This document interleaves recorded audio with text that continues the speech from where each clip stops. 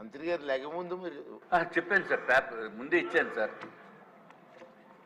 ఈ క్వశ్చన్కి అధ్యక్ష నేను టిఫిన్ చేయడం కూడా మానేసి వచ్చాను అధ్యక్ష, ఎందుకంటే అంత ఇంపార్టెంట్.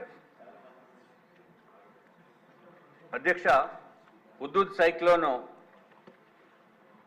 12 అక్టోబర్ 2014లో వచ్చినప్పుడు మొత్తం విశాఖపట్నం అంతా అతలాకుతలం అయిపోయి సుమారు 3 రోజులు చాలా ఇబ్బంది పడిన తర్వాత వెంటనే ముఖ్యమంత్రి గారు విశాఖపట్నం వచ్చి ఎప్పుడు ఎవరు ఊహించినటువంటి విధంగా అత్యంత అద్భుతంగా ప్రజలకి సేవ చేసి పవర్ సప్లై కూడా వెంటనే వచ్చినట్టు చేసి, అట్లాగే ప్రధానమంత్రి నరేంద్ర మోడీ గారిని కూడా తీసుకుని వచ్చి అత్యంత అద్భుతంగా విశాఖపట్నాన్ని తీర్చిదిద్దారు అని చెప్పడంలో ఏమాత్రం సందేహం లేదు అధ్యక్ష.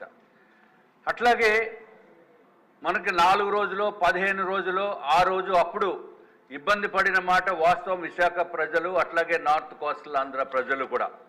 కానీ ఇదివరకు అయిన దుర్మార్గపు ప్రభుత్వంలో మాత్రము హుదూద్ సైక్లోనే బెటర్గా అనిపించే విధంగా 5 సంవత్సరాల పరిపాలన విధానం అత్యంత దారుణమైన పరిపాలన చేసి ఏదైతే హుదూద్ సైక్లోన్లో ఇబ్బంది పడ్డారనే ఉద్దేశంతో స్వచ్ఛంద సంస్థలు, అట్లాగే విశాఖపట్నంలో సినీ ఇండస్ట్రీస్ వారు అధ్యక్ష, హైదరాబాద్లో ఉండి సినీ ఇండస్ట్రీ వారు కూడా ఇక్కడ హుదూద్ ఇల్లు నిర్మాణం చేపట్టడం జరిగింది అధ్యక్ష. దాంట్లో బక్కన్నపాలెంలో వారు 350 ఇళ్ళు నిర్మాణం చేపట్టారు, అన్నీ రెడీగా ఉన్నాయి.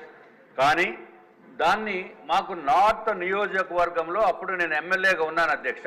ఎమ్మెల్యేగా ఉన్నప్పుడు ఆ ఇల్లు బక్కన్నపాలెం మధురవాడలో సినిమా ఇండస్ట్రీస్ వారు కట్టిన ఇల్లు నార్త్ నియోజకవర్గానికి కేటాయించడం జరిగింది అధ్యక్ష. తర్వాత అవన్నీ కంప్లీట్ చేసేటప్పటికి 2018, 19 ఇంకా మనము అలాట్మెంట్ చేద్దామనుకున్న సమయంలో కొన్ని రాజకీయ కారణాలతోటి ఆనాటి ఉన్న మంత్రి గారు ఇక్కడే ఉన్నారు, కొన్ని రాజకీయ కారణాలతోటి మాకు కేటాయించిన ఇల్లుని పెండింగ్ పెట్టారు అధ్యక్ష.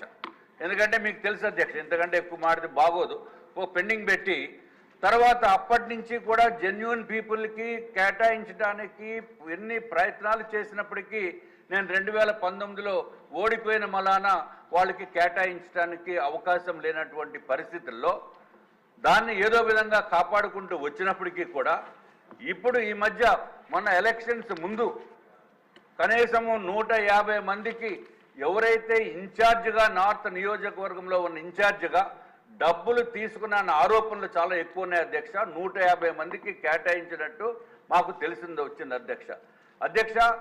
డెఫినెట్గా దీనిపైన ఎంక్వైరీ వేసి మిగిలిన ఇల్లు ఏదైతే ఉన్నాయో ఆ ఇల్లుని ఇంకా పెండింగ్ పెట్టి ఇమీడియట్గా మంత్రివర్యులు కొంచెం దయచేసి చూసి నార్త్ నియోజకవర్గానికి ఏదైతే కేటాయించారో వారికి ఇవ్వవలసిందిగా లేకపోతే ఆయన అక్కడ పరిస్థితులు చక్కదిద్దిన విధానంగానే దేశమంతా చూసింది, ప్రపంచం అంతా చూసింది అధ్యక్ష.